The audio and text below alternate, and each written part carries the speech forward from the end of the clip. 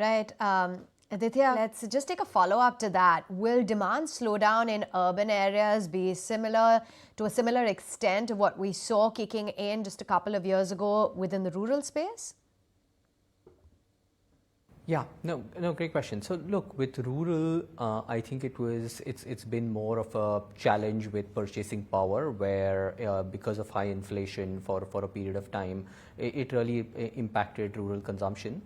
Secondly, we are starting to see sort of the rural population itself decline, where there's sort of large-scale urbanization. So to that extent, where companies are already reaching out to a large base of rural consumers, incremental consumption has been tougher to come by.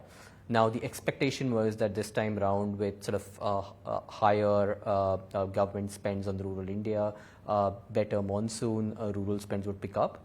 And while there's been a relative pickup on sort of a weak base, if you look at this trend over a longer period, actually growth still continue to be quite sluggish in the rural India as well.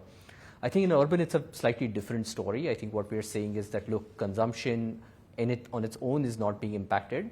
But what we are seeing is a clear shift in consumption patterns, where historically a lot of the consumption would have gone towards QSRs, towards FMCG, towards traditional retail. That's shifting now, whether it's sort of phenomenon like fast fashion, whether it's quick commerce, whether it's food delivery, or concert sales. We are clearly starting to see a shift in consumption, where consumption is more aspirational, more youth-driven, and differentiated from what it was in the past. So I think slightly different trends. With rural, it was an affordability and population growth-driven slowdown. In urban India, it's more of a shift in aspiration.